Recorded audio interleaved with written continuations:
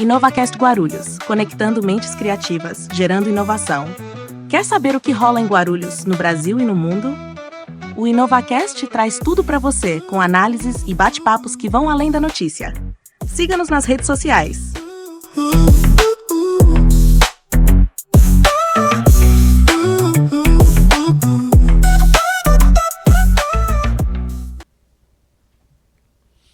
Olá, boa noite a todos, uma boa noite, um forte abraço a todos. E como sempre eu vou pedir para vocês curtirem, comentarem e compartilhar aí com o pessoal. O InovaCast Guarulhos está no ar, hoje dia 8, segunda-feira. Eu peço que vocês compartilhem e se inscrevam no nosso canal, é de graça. Mais um episódio da série Raízes Sagradas com o pai Fernando, já vou falar com ele está aqui sempre aqui com a gente. A Maria Eduarda também está aqui no comando da espaçonave, e eu peço para vocês aí que vocês vão compartilhando aí. Eu vou fazer um comentário muito rápido aqui, e daqui a pouco eu vou entrar nesse assunto com o pai Fernando. Eu não sei se vocês sabem, aprovaram uma lei aí em Campinas, né, que dia 12 de agosto é dia do evangélico, né, engraçado. Então aí tem o dia do evangélico lá em Campinas agora, que é feriado, entrou no calendário a partir de 2026, já está no calendário, e dia 8 é dia de uma santa lá que eu não me recordo, mas é dia 8 de dezembro. Tá? Então são 2 feriados que tem lá em Campinas agora. Então entrou mais um agora, dia 12 de agosto, que eu acho que fica meio complicado, né? Que vivemos num estado laico, né? Então se pode ter o dia do evangélico, também pode ter o dia do umbandista, do candomblessista, do espírita, né? E eu peço que vocês comentem aí, deixem comentário aí, que aí no decorrer do nosso programa a gente vai estar falando sobre isso aí e ver, né? Vamos pôr uma enquete aí logo aí, falando sobre esse feriado. Pai Fernando, boa noite, muito obrigado pela presença novamente, e que meu pai abençoe, e vamos nessa. Boa noite. Motumbá, quem é de Motumbá, Colofé, quem é de Colofé, Amucuiú, quem é de Amucuiú, Saravá, quem é de Saravá. Meus primeiros cumprimentos e respeitos ao cacique Pena Branca, que nos permitiu estar aqui, a minha mãe de santo, a joia da coroa de Obaloaê, mãe Lourdes, ao Marcos, a Duda, muito obrigado por me receber novamente. E eu estou muito contente, né, com o rumo que nosso trabalho está tomando. Tenho recebido algumas devolutivas muito positivas. Então, muito obrigado por permitir que a gente vá voltando aí. Estamos à disposição. Enquanto houver espaço, estamos aqui. Ah, perfeito. E tamo junto. E eu peço para vocês aí se inscreverem no canal e compartilhar aí. E quiser comentar, pode comentar, que o pai Fernando vai responder. A nossa produção vai passar para ele também, né? E vocês podem estar seguindo ele nas redes sociais dele, na nossa também. E aí vocês podem deixar a pergunta lá. Pai Fernando, fechamos o mês de agosto, né? Ouro Bagé, e entramos no mês de setembro, né? Das crianças, né? Dos herês. E eu gostaria que o senhor falasse um pouquinho desse mês agora que entra, né? Que nós estamos já nesse mês de setembro. E eu gostaria de saber, nesse mês de setembro, qual é o orixá que toma conta dessas crianças aí, né? Que são, se deixar, eles bagunçam mesmo, né? Bom, existe um orixá, e quando a gente está falando em orixá, a gente está usando a nomenclatura iorubá. Então, só fazendo uma recapitulação rápida aqui. Os primeiros 300 anos de escravidão no Brasil foram de povos banto, que vieram para cá, pessoal da região da Angola, Congo e Angola. Depois, lá pelo ano 300 da escravidão, começaram a vir os iorubás. Na junção desses povos, eles não interagiam quando aqui chegaram com os bantos, de fato, mas com os descendentes desses bantos, né? Descendentes esses que já haviam se incorporado à terra.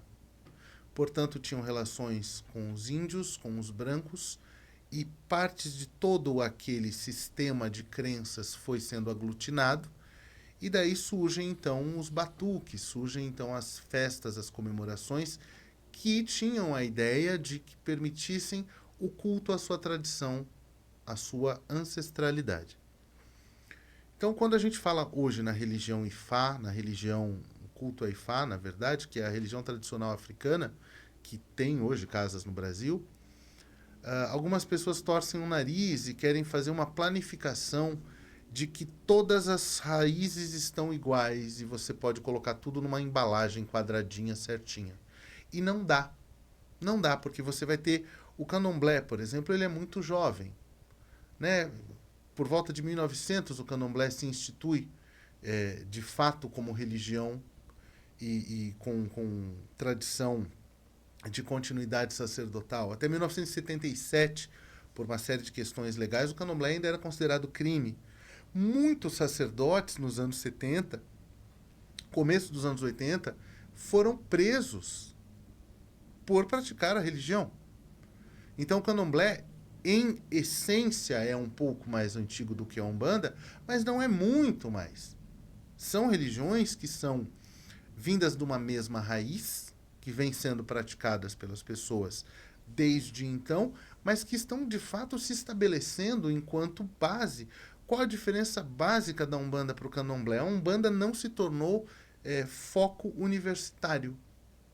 Então você tem ali, desde a vinda, houve um fotógrafo francês chamado Pierre Verger, que vem para o Brasil, ele vai a Salvador, se apaixona pelos cânticos das casas de candomblé, se inicia numa casa de Queto, recebe o nome de Fatumbi, inclusive ele foi babalaô, se estabeleceu na Bahia, em Salvador, abriu casa e morreu lá. Ele começa, pela facilidade que tem de fazer as viagens em função de ser jornalista, a ir até as terras africanas e começar a fazer essas pontes. E isso suscitou interesse acadêmico. Então o candomblé virou um bocado de artigo acadêmico. Por isso que o candomblé tem, aspas, o destaque cultural que a Umbanda não tem. Por isso que a Umbanda, por exemplo, ela tem uma liberdade de culto um pouco maior do que o candomblé. O candomblé está sob esse manto, né, das 4 grandes nações principais. Por que eu estou falando tudo isso? Porque há uma grande mistura na ideia de se falar de criança. Por quê? Você tem o herê de Umbanda e o herê de candomblé. O herê de candomblé, ele não é o mesmo herê de Umbanda.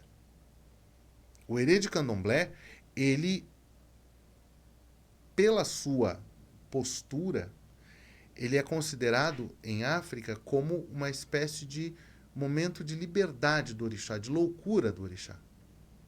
Tem ritos dos quais a gente não pode falar aqui que dependem da presença de herê.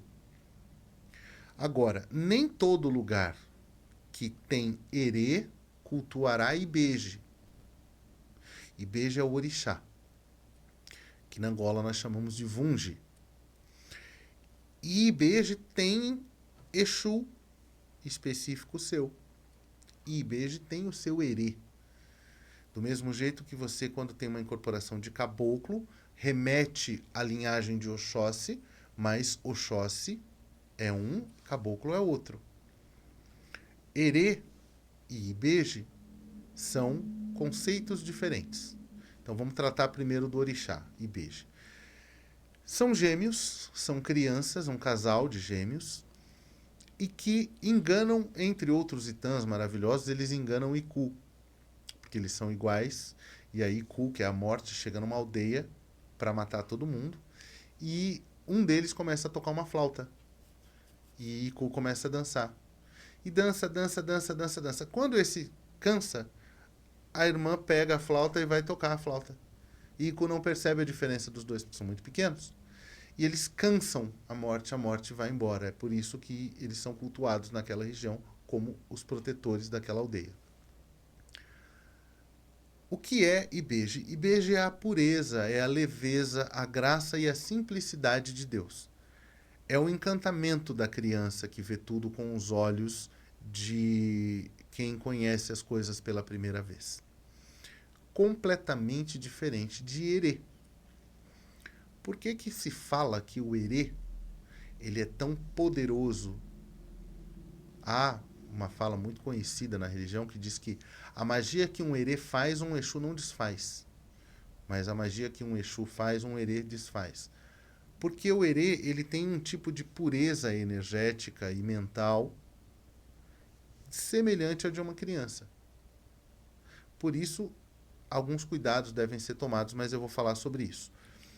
O que eu queria pontuar aqui é o seguinte: você tem dois tipos de Herê catiço, tá? Você tem o ser que gosta do estágio infantil e que trabalha por escolha no estágio infantil. E esse será um Herê de cura, esse será um Herê que vai trabalhar a vida inteira com o médium. E você tem o Herê que ele está fazendo um processo terapêutico dentro da linha de Herê. Às vezes, quando crianças morrem, elas morrem de uma forma muito traumática. E esse espírito chega enlouquecido na espiritualidade.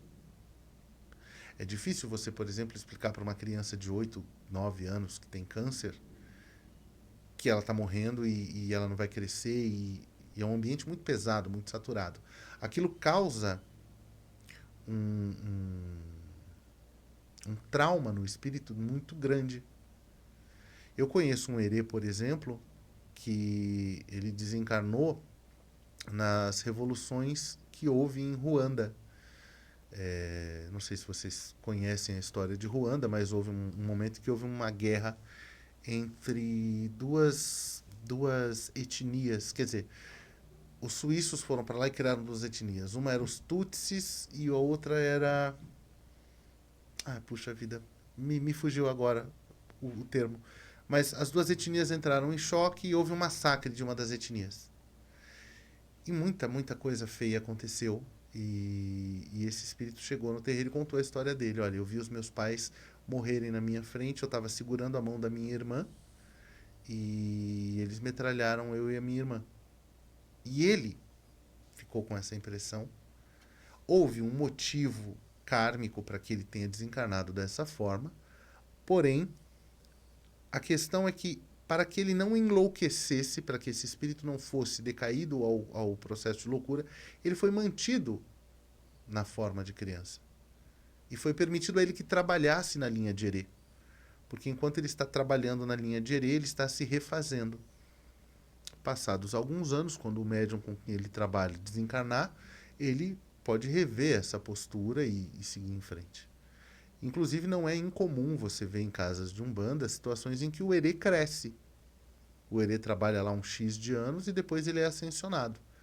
Então, o catiço Herê é um mistério muito profundo que envolve muitas camadas de conhecimento, que nem todos eles a gente pode colocar em público assim, mas por que se comemora nesse mês? Primeiro, porque tem uma associação com os médicos, né? Cosme e Damião, que na Bahia são Cosme, Damião e Dom. E havia o contexto de oferecer a Cosme e Damião um caruru. O que é o caruru? É um alimento feito, é um mingau de quiabo. Falando assim não parece apetitoso, mas é um mingau de quiabo. É um alimento feito com uma textura que criança consegue comer, uma comida forte que criança come na África. É tipo uma papa. Como não tem dentes ainda, é um alimento adequado. E setembro é o mês da esperança, né? É quando o inverno passou. É o prenúncio das chuvas. Você tem aí o equinócio de primavera, no dia 21 de setembro. Então o clima muda, os ventos gelados começam a dar lugar a tardes mais quentes, as flores começam a desbrochar. Você tem um ambiente que, nas fazendas, no ambiente que a gente tinha antes, mais menos citatino, né? As cidades são relativamente jovens. A natureza, ela desperta na primavera. Então isso é um símbolo de esperança. E as crianças, por serem associadas a essa simbologia de esperança, cultuadas dentro desse diapasão. Verdade seja dita, Muita gente não sabe o que é um herê, mas todo mundo já viu uma festa de Cosme. E uma festa de Cosme bem feita muda uma vida. Quando você alimenta uma criança, você alimenta um sonho. E quando você alimenta um sonho, você alimenta uma vida, porque o sonho ele continua florescendo dentro de você.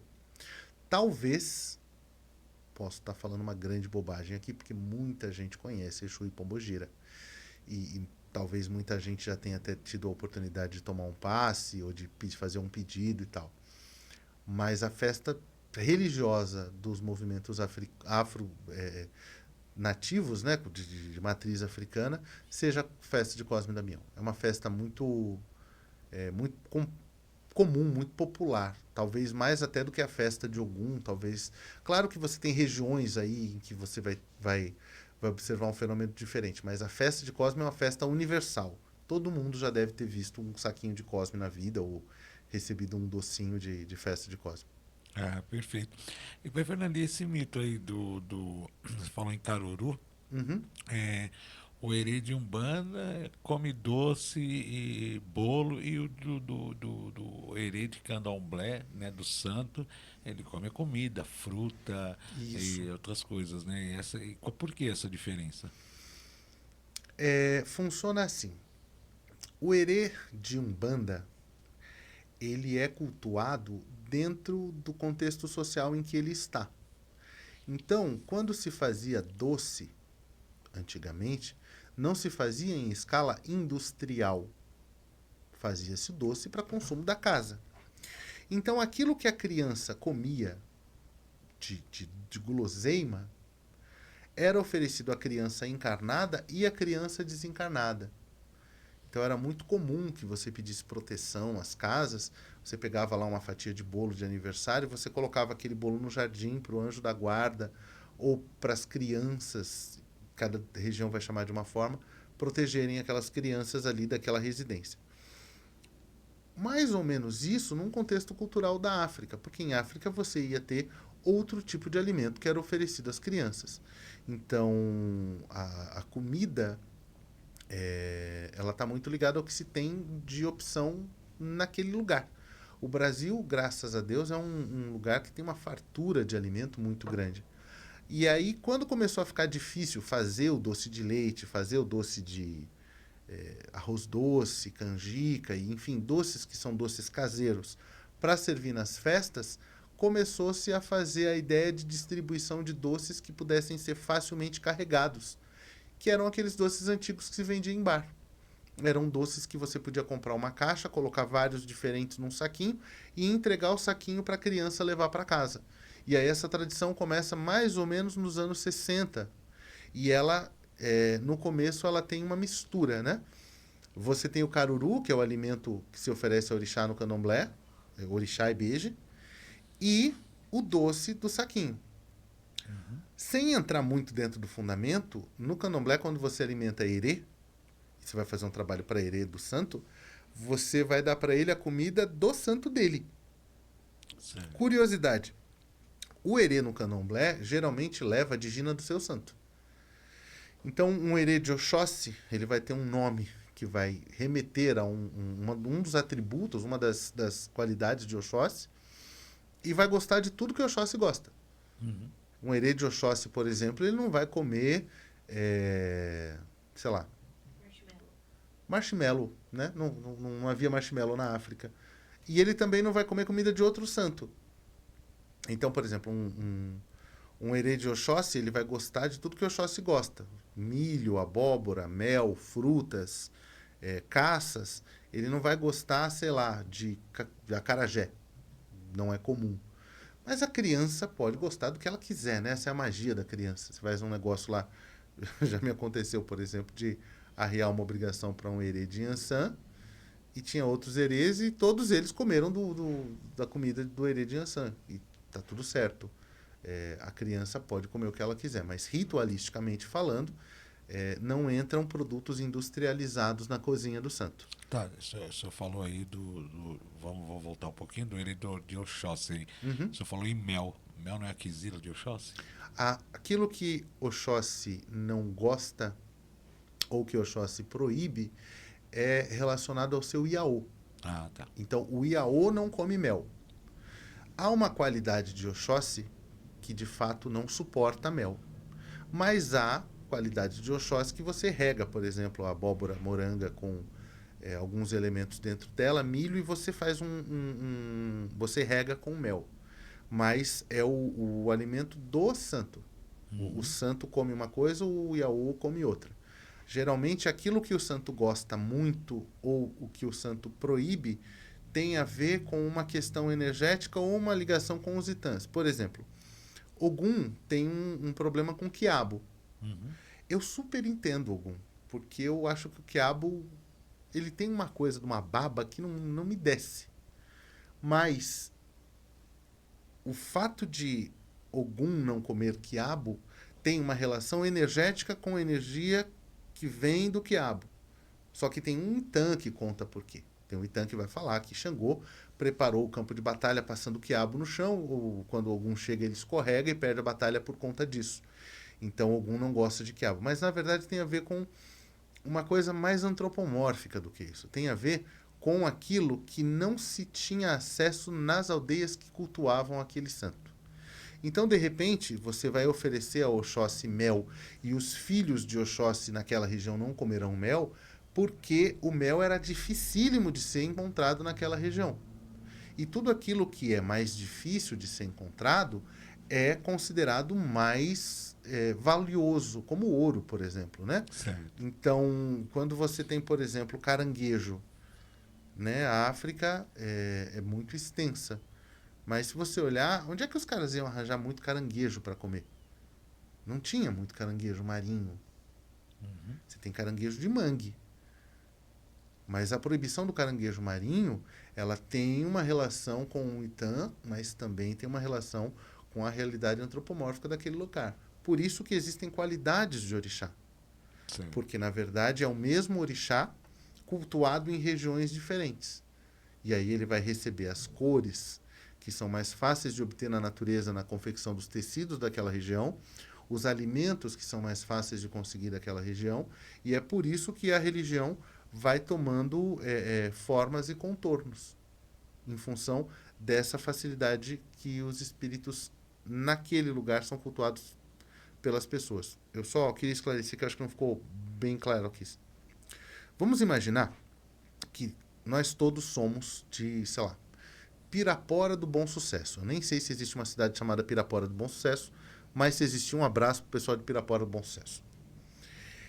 E naquela cidade de Pirapora do Bom Sucesso, você tem um rio que passa cortando a cidade. Este rio, ele, por onde ele entra, ele banha uma fazenda de caju. Passa pela cidade, onde tem uma grande plantação de hortaliças, e na saída da cidade ele banha um produtor, sei lá, de manga. O rio é, para aquela cidade, uma das fontes de vida. Então o rio será cultuado. Oxum é a deusa do rio, Oxum será ali cultuada. O cara que tem uma fazenda de caju, ele não vai sair de dentro da fazenda dele para comprar manga do cara que está lá no outro lado da cidade. Ele vai pegar os melhores cajus que ele tem e ele vai oferecer aqueles cajus àquela deusa cujo rio dá vida às suas terras e permite que ele plante e viva. O pessoal das hortaliças vai oferecer hortaliças. O pessoal da manga vai oferecer manga. E o cara que está dentro do rio pescando vai oferecer peixe. Certo. Cada um deles vão dar um nome para a mesma entidade, que vão virar qualidades. Então você vai ter, sei lá, Oxum Caju, Oxum Vegana. Maleme, minha mãe, é só para efeito de explicação. Então vai ter Oxum Caju, Oxum Vegana, Oxum da Manga e Oxum Pescadora. Obviamente que a alimentação oferecida a todas as entidades cultuadas junto ou em função desse orixá receberão alimentação semelhante. Então, no padê do Exu do caju, vai ter caju. Porque é o que dá para oferecer. E isso vai ter uma referência em todo o culto de todas as entidades. Eu acho que agora ficou mais claro. Perfeito, perfeito. E o dia de Cosme e Damião é comemorado dia 27 de setembro, né? Tem muita festa agora, cai no sábado, vai cair no sábado, dia 27 de setembro, né? Vai ter muita festa por aí. E também quem quiser nos ajudar aí, na casa do Pai Fernando, na casa do Ferreiro, é Ferreira, casa do Ferreiro, né? O nome da casa é Ile Axé Ogum Lebedê e Cacique Pena Branca. As nossas redes sociais são @Casa do Ferreiro de Aruanda. No Instagram e no TikTok, Casa do Ferreiro de Aruanda no YouTube. E esse ano a festa cai justamente dia 27 de setembro, quarto sábado do mês. Nós estamos com um pedido aí para conseguir fazer pelo menos 500 saquinhos e fazer a distribuição massiva de doces. Tanto no dia para as crianças que vão na festa, quanto talvez o trabalho pós-festa de Erê seja o que me agrada mais, porque a gente vai levar doces para comunidades, para crianças que não têm acesso a esse tipo de acolhimento. Porque assim, eu não sei vocês, mas eu várias e várias vezes, quando criança, comia doces nas festas de Erê que eu não tinha acesso em casa. Eu nunca vou esquecer, contar uma história rápida, que nem vai ensinar nada para ninguém, é só para eu compartilhar mesmo. Eu não sei se vocês lembram, mas quando os dinossauros andavam pela Terra, tinha um chocolate chamado chocolate surpresa, que ele era encapado com um plástico marrom, assim, um papel marrom, e tinha um bicho que vinha desenhado, assim, um cartão daquele bicho. E eu nunca esqueço que eu fui numa festa de Erê uma vez, e primeiro que eu cheguei lá e já tinha um montão de comida. E normalmente o gordo, quando ele vai na festa de criança, eu era traficante de brigadeiro, sabe? Então não pode ainda, porque tem que tirar foto e tal. E eu sempre conseguia passar pela mesa, pegava. Eu cheguei na festa, já me deixaram comer doce. Come, meu filho, tá na mesa, pode comer. Você tá com fome? Aí colocaram arroz, caruru, frango e não sei o quê. E eu comi pra caramba, depois comi doce. Quando eu pensei que não tinha mais comida, mandaram bolo. E quando eu fui embora, depois de tudo, já tinha enchido a orelha de comida, me deram um saquinho para levar para casa. Com uma bola, um chocolate daquele, um monte de docinhos aleatórios e 2 lolo. Ô, meu irmão, não era nem Natal, eu ganhei 2 lolo, bicho. Então, assim, pra mim, aquilo foi um negócio muito incrível. E quando eu vejo nos olhos de uma criança, porque assim, pode parecer um pouco surpreendente para você que tem uma criança em casa, bem alimentada, acolhida, que de repente briga com você para saber se... Ah, não quero comer hoje. Aí, quando eu falava para minha mãe, não quero comer hoje, acho que eu nunca falei isso para minha mãe. Não. Enfim, crianças que falavam na minha época, né? Porque eu nunca falei, porque, né? Não teria ficado desse tamanho se falasse, não quero comer hoje. Eu vejo que as crianças tinham poucas opções, né? A mãe falava assim, você vai comer nugget, você vai comer frango que eu coloquei na mesa ou vai comer a minha mão. Comer uma chinelada, você escolhe o que você vai comer. Hoje as crianças estão num nível um pouco diferente, né? Quero um celular, quero aquela ou essa. Então é bem difícil para quem tem criança em uma condição financeiramente estável em casa, imaginar que ainda existam crianças que não têm sapato para ir para a escola, que não têm roupa, que vão para a escola com cheiro de xixi, de cocô, porque não tiveram outra roupa para ir para a escola, e que vão para a escola para comer, e que vão para a creche para comer. E quando você chega numa criança dessas e você oferece para elas, e aí me desculpem as nutricionistas, me desculpem a equipe maravilhosa que cuida de mim, porque eu também tenho problemas de diabetes, enfim. Mas naquele dia, naquele momento, você faz uma festa para a criança e você faz a criança se sentir especial e você faz a criança perceber que ela é importante. Às vezes um abraço, um beijo que você oferta numa festa dessas faz uma diferença tão grande. Porque algumas dessas crianças de fato não têm. Simplesmente não têm. Não é criança que não tem o último iPhone. Não é criança que, puxa, meu tablet quebrou, estou deprimida, estou em depressão. Ah, a criança tem que ficar de olho da criança não entrar no Discord. Claro que tem que ficar de olho da criança não entrar no Discord. Mas tem criança que não tem nem como entrar, não tem internet, não tem comida. 14, 16 crianças embaixo de uma tenda de lona, como eu vi 20 dias atrás, morando embaixo de uma tenda que fizeram usando uma árvore como suporte principal, saco de cimento no chão, os caras pegaram umas roupas velhas que ganharam lá, e aí os caras fizeram cama para as crianças com pallet, sacos de cimento vazios, obviamente, esticados assim para não passar tanta friagem, cobriram com pano e as crianças estavam dormindo lá. Então, é para essas crianças que a gente mantém a tradição viva. Porque, obviamente que a gente sabe que a gente não vai curar a fome com uma festa de herê. Mas a gente cura um bocado de ferida, de acolhimento, com uma postura. Então, é para fazer esse trabalho que eu estou pedindo ajuda. A gente está tentando fazer esse ano, pelo menos, além do que a gente vai usar para distribuir na festa, mais 500 saquinhos para levar para essas crianças nas comunidades. Perfeito. E você aí que está nos assistindo aí, você pode estar, vai estar aí na tela aí, a Duda vai deixar aí na tela, vocês podem estar entrando em contato, pode ir lá doar, ou se for, não tiver como ir, o pai Fernando fala um ponto aí que você pode estar deixando mais próximo da sua casa, que ele vai buscar depois junto com os filhos dele lá, para poder estar levando esses docinhos para essas crianças aí.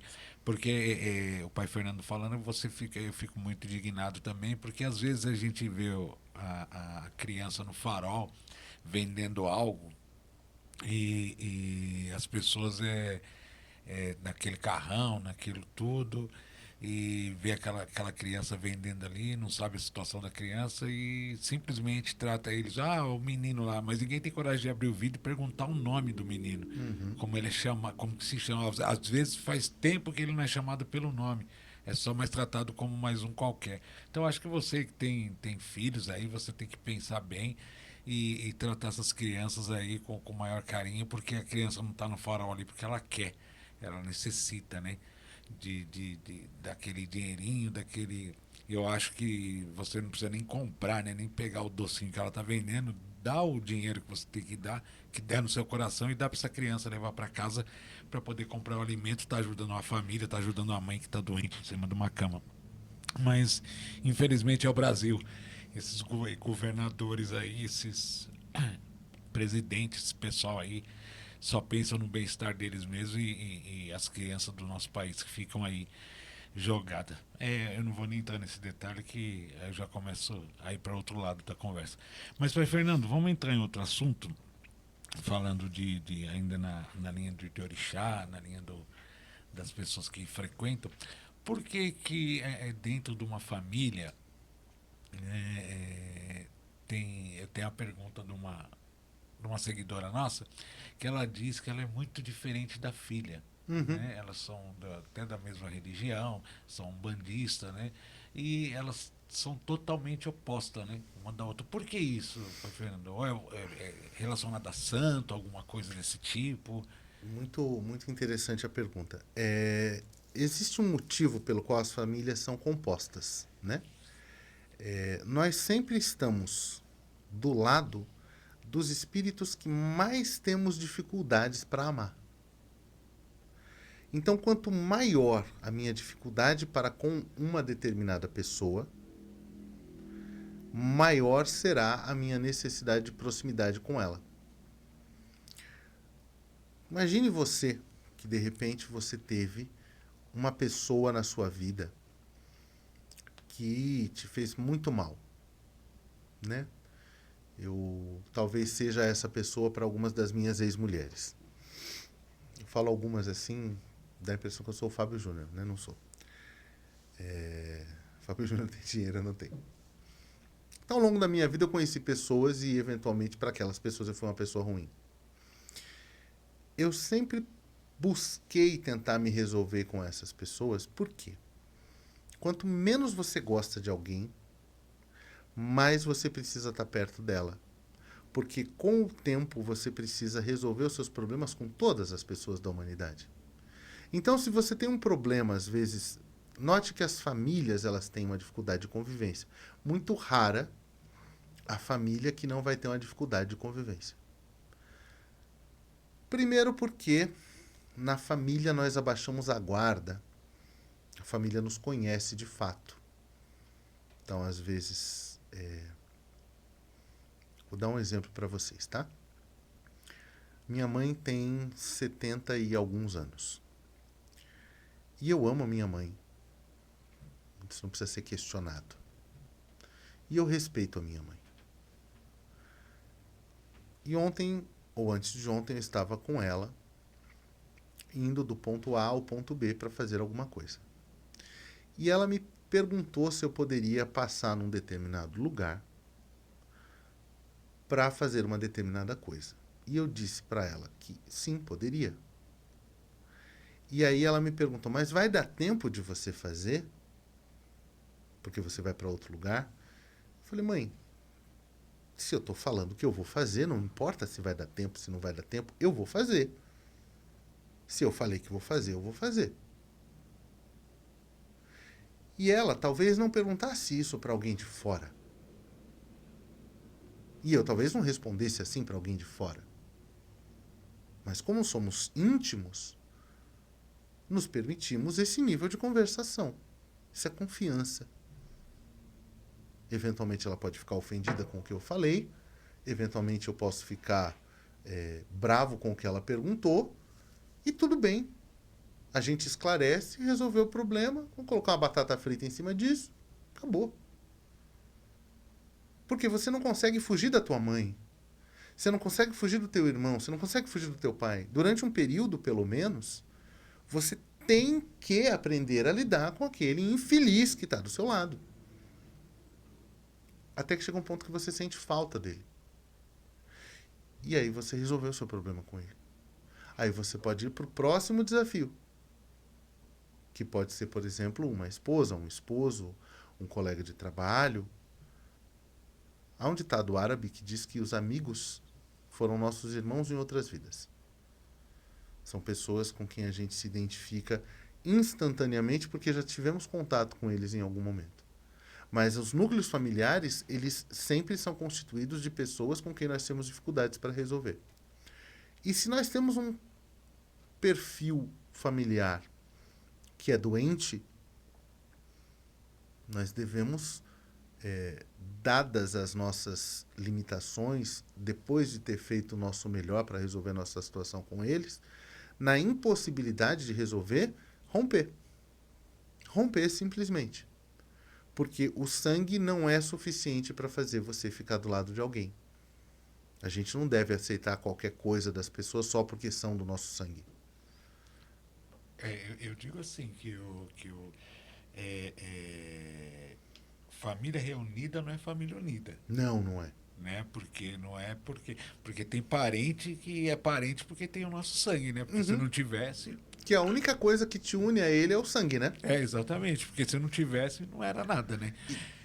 Então esse é o grande problema. Acho que a Maria Eduarda tem uma pergunta. Não sou eu que tenho uma pergunta, mas uma seguidora fez uma pergunta num comentário. Ok. Elza, o nome dela, e ela perguntou por que terreiro se chama terreiro. Lindo. Lindo, lindo, lindo, lindo. Há 4 nomes para terreiro. No candomblé a gente vai usar o termo terreiro, roça de candomblé, terreiro de candomblé, centro de candomblé, barracão de candomblé. Eu vou lá no barracão, vai ter a função. Bom, uma casa, ela é bem uma casa de morar mesmo, tá? Uma casa colonial brasileira. Ela é bem arrumadinha, ela tem janelas, toda uma arquitetura bonita. E o lugar onde os negros ficavam, quando não era uma senzala, era um barracão. Era um lugar grosseiro. Era uma construção grosseira. Aonde é que os negros faziam as suas reuniões para os orixás? No barracão. E quando não fazia no barracão? Quando não tinha barracão, quando era uma senzala e não tinha espaço para fazer na senzala? Eles faziam no quintal. Como é que se chamava quintal antigamente? Quintal, os espaços das fazendas eram os terreiros, que nada mais eram do que espaços em que você tinha terra batida e você varria aquilo, geralmente com uma vassoura de folha, e aquilo ali era o quintal, era o terreiro. Daí que as pessoas falam de dançar até subir a poeira, porque quando aquilo estava seco, o friccionar dos pés no chão levantava a poeira. Por isso chama terreiro. Mesmo motivo pelo qual tem a questão da roça, né? Porque alguns ritos eram feitos dentro da roça, no período de almoço, no final do trabalho ali, porque eles não podiam ser feitos dentro da casa do senhor. Então eles eram feitos na roça, daí roça de candomblé. Centro já é uma coisa um pouco mais moderna, porque vem dos centros de Umbanda, porque eles ficavam em lugares que tinham um conglomerado de pessoas. Então tem um centro em tal lugar. Mas é por isso que terreiro chama terreiro. A senhora acabou de falar aí de terreiros que levanta poeira quando dançavam, né, essas coisas todas. Qual a ligação da capoeira com o candomblé? Ah, sim. A capoeira Bom, aqui eu vou me aventurar em alguns temas e, por favor, você deixe nos comentários, me explique melhor onde correu essa divisão. Mas a capoeira ela veio para o Brasil junto com o maculelê, que é uma capoeira que se dança com facões. E que eles foram proibidos de dançar essa capoeira com facões. E eles tiraram a dança da arte marcial e falaram, bom, é só uma dança, é só uma brincadeira. E eles meio que escondiam os movimentos de luta dentro da capoeira para que eles pudessem praticá-la como se fosse uma espécie de dança, uma espécie de diversão.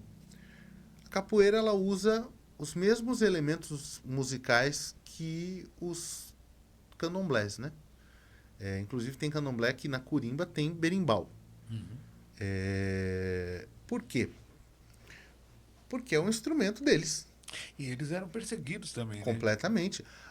Bom, quem tiver a oportunidade, tem um filme maravilhoso chamado Besouro, Isso, exatamente. que conta essa história. Tá muito ligado uma coisa com a outra, né? Porque a capoeira ela é uma das artes de Ogum, uma das artes de guerra.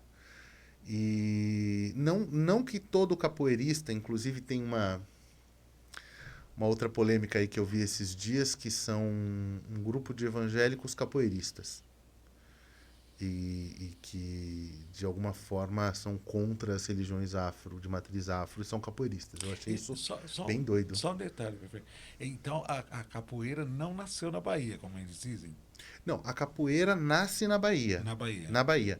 Ela vem de uma outra arte chamada maculelê, que é uma dança que eles faziam com os pés, semelhante à capoeira, mas com facões. E o maculelê veio... E o maculelê veio da África. Da África, tá. E aí, então, quando chega no Brasil, eles são proibidos de praticar essa arte de guerra. Porque, obviamente, que os capatazes, que os senhores de engenho se sentiam ameaçados.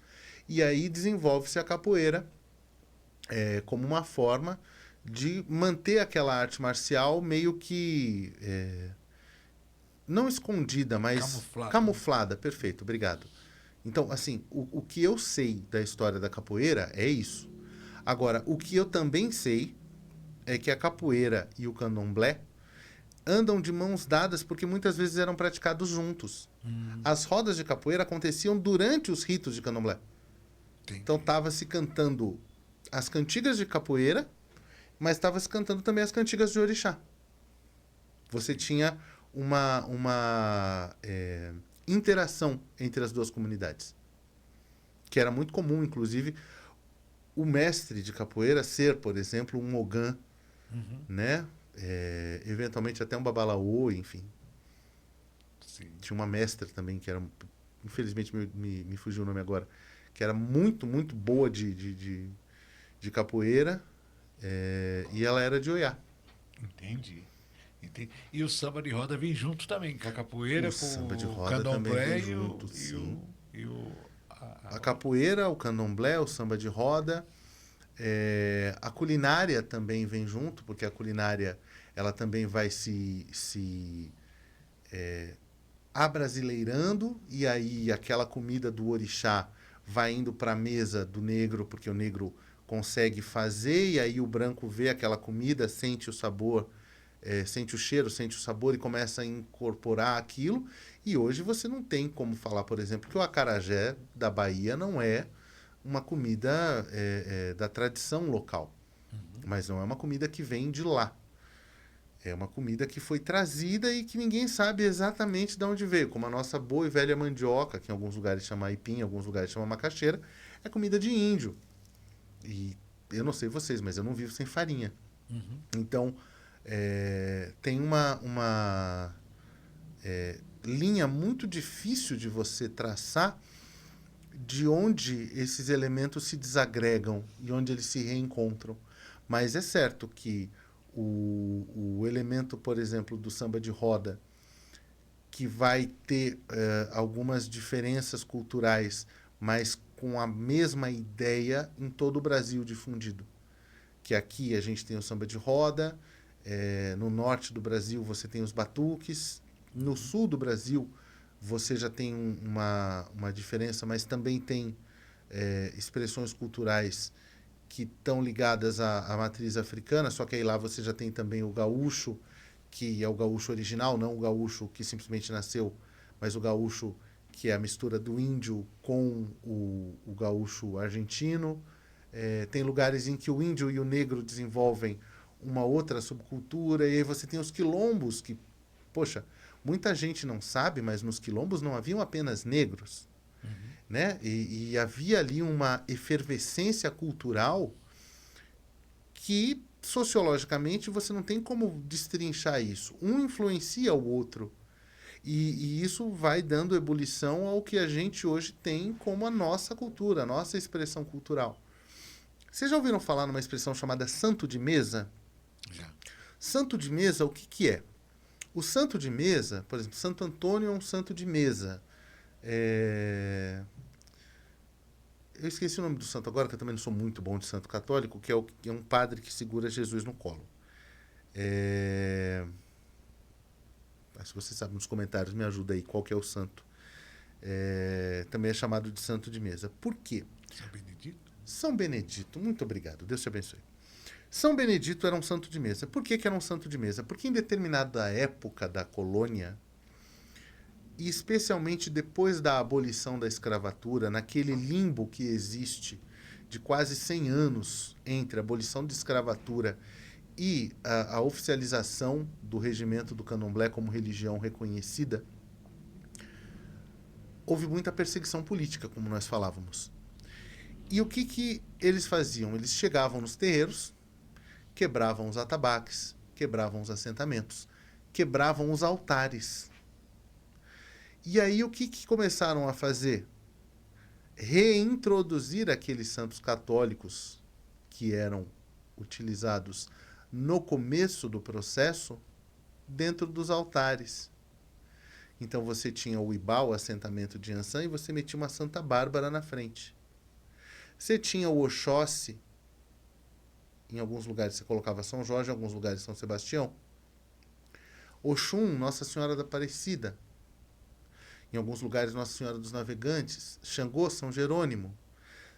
Obaloaê, São Lázaro. Nanã, Santana. Daí que os terreiros de Umbanda usam essas sincretizações para compor o seu congá. Porque o altar da Umbanda chama congá. O altar do Candomblé chama PG. Porque quando os caras chegavam para quebrar tudo, encontravam os santos católicos. E se eles quebrassem os santos católicos, eles eram mal vistos. Uma vez que quem dava a ordem para isso, obviamente, era a Igreja Católica. Na época havia uma ideia de você não deixar outras religiões prosperarem, para não perder espaço. E aí, como é que você chega hoje batendo no peito de que você é da Angola pura, que você é do Queto verdadeiro, que você é do que quer que seja, e que aquele pai de santo que tem 20, 30, 40, 50 anos cultuando e tem lá o santinho dele na mesa, ele está errado. Se quando ele bate cabeça para aquele santo e acende uma vela, A perna da pessoa que chegou pedindo ajuda tá se curando. Uma ferida é fechada, um coração de mãe é acolhido porque o filho dela morreu ou foi preso. Quem é que tem essa receita de bolo mágica, que tem essa régua do sagrado, que pode dizer que aqui começa o candomblé e aqui termina o candomblé? Aqui começa a Umbanda, aqui termina a Umbanda. Porque na origem eram senhores e senhoras com gosto de sangue e terra na boca, depois de 14 horas de trabalho, sem comida suficiente, sem água suficiente, que rezavam para os seus ancestrais para continuar sobrevivendo. Perfeito. Numa outra hora, me lembra de te falar sobre as pedrinhas de Oxum. Tá. E pai Fernando, já estamos chegando ao final desse episódio. Eu queria fazer uma pergunta. Por que há tanta. Como que fala? Me fugiu a palavra agora aqui. Há tanta desunião dentro da nossa religião, né? Da religião matriz africana. É tanto competição, que um quer saber mais do que o outro. Por que isso? Por que não se une num objetivo só? Eu penso que nós somos todos produtos de um sistema educacional que visa um racismo estrutural. O que é um racismo estrutural? Se você pegar uma pessoa brasileira, você vai fazer um registro de DNA nessa pessoa, você não terá alguém 100% negro, 100% índio, 100% branco. Talvez você tenha isso para algumas pessoas que são oriundas de outras etnias e que migraram para cá, sei lá, no final do século XIX para cá. Mas, para fora disso, que você pegar, por exemplo, um Nisei, que é filho de um japonês que veio para o Brasil, se radicou no Brasil, você não tem uma pureza de raça. E mesmo esse Nisei, quando chega no Japão, é considerado brasileiro, não japonês. Porque, de fato, ele só é filho de alguém que saiu de lá e nasceu em outra terra, ele é de outro lugar. Só que é mais fácil se eles conseguirem fazer a gente se dividir. O sistema usa isso contra a gente. As pessoas que têm dinheiro separadas das pessoas que não têm dinheiro. As pessoas que são brancas das pessoas que são negras, das que são de povos indígenas. Porque se eu colocar uma apropriação cultural ali, eu consigo um controle sobre como a religião se desenvolve. Porque a minha casa é mais bonita, porque o meu orixá é mais bonito, porque o meu jeito de fazer é melhor, porque, sei lá, são várias famílias do Angola e são vários candomblés, e entre os candomblés o Angola não é visto como um bom candomblé. E dentre as famílias do Angola, tem família que acha que a outra família não é tão boa. E eu não estou falando que é assim, tá? Estou falando que são exemplos. Uhum. Que, nossa, o cara da Quimbanda, ele sabe menos do que o cara do Batuque, que sabe menos que o cara da Jurema, e todo mundo sabe menos do que eu. Uhum. Então eu acho que, de fato, as pessoas não tiveram a oportunidade de perceber que nós estamos ainda todos presos num sistema de educação hegeliano que vem, portanto, de um sistema europeu de filosofia e de jeito de pensar a vida, em que você divide as pessoas em grupos e castas. Porque se você divide as pessoas em grupos e castas, elas ficam perdidas, brigando entre si, e é mais fácil você controlá-las. No dia que a gente aprender que não importa se o meu Ogum veste azul, veste verde, veste vermelho, veste branco, ele é Ogum, e Ogum, onde quer que se manifeste, para mim é o ferreiro, e o ferreiro para mim é Deus, eu presto os meus respeitos. Eu entro com respeito, eu saio com respeito. Eu mostro respeito para ganhar respeito. No dia que todo mundo entender isso, você não precisa enfiar a goela abaixo de ninguém uma data comemorativa do dia do fulano que torce para o Corinthians, o outro que torce para o Santos, o outro que torce para o Palmeiras. Por quê? Porque todos os times são bons e relevantes. todas as religiões são boas e relevantes, mas o Brasil é um Estado laico. Mas as mesmas pessoas que dizem que o Brasil é um Estado laico lotam igrejas e transformam igrejas em cultos de política e querem fazer o mesmo com a nossa religião. E aí o nosso povo não se une. Você não tem uma bancada candomblessista, você não tem uma bancada de matriz africana. Por quê? Porque quando chega lá, os caras querem discutir as coisas erradas. Querem falar pela legalização da maconha como se isso fosse a primeira coisa que a gente tivesse que discutir. E eu não estou aqui dizendo que o THC não possa ter um efeito positivo para pessoas que têm dor. Mas eu também não quero entrar nessa seara agora. Posso entrar em algum outro momento, não estou me indispondo a polêmica, pelo contrário, vou ter o maior prazer. Mas o que eu estou dizendo é que enquanto a discussão for feita da maneira errada, a gente vai continuar sendo vítima das nossas próprias más escolhas. Porque é muito mais fácil eu apontar o dedo para o outro na diferença do outro do que entender a diferença do outro e acolher. Enquanto a gente continuar dispensando a possibilidade de união e nos tornarmos todos elos de uma grande corrente muito forte, nós seremos gravetos. Gravetos solitários são facilmente quebrados. Um maço de graveto você não quebra. Exatamente. E outra, eu acho que a ignorância do povo, não estou falando ignorância em termos de violência, estou falando ignorância em termos de não conhecimento.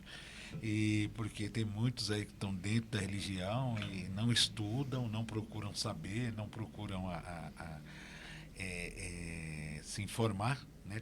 Eu vejo aí pai de santo que fala problema, então ele tem um problema muito grande, né? Então vamos deixar isso para outro assunto outra hora. Mas gente, infelizmente estamos chegando ao final do nosso episódio. Eu quero agradecer a todos que nos acompanharam, quero agradecer ao Pai Fernando. Boa noite, Pai Fernando.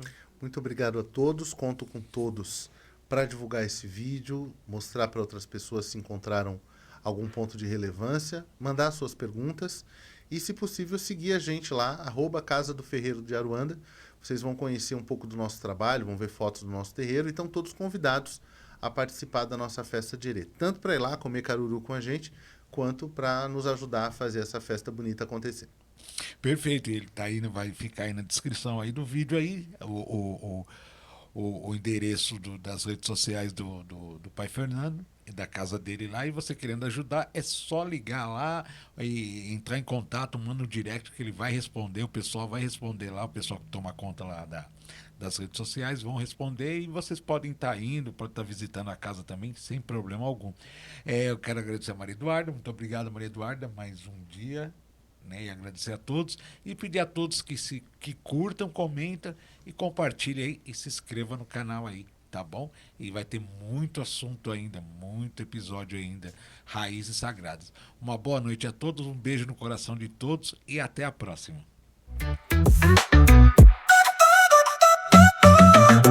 InovaCast Guarulhos, conectando mentes criativas, gerando inovação. Quer saber o que rola em Guarulhos, no Brasil e no mundo? O InovaCast traz tudo para você, com análises e bate-papos que vão além da notícia. Siga-nos nas redes sociais.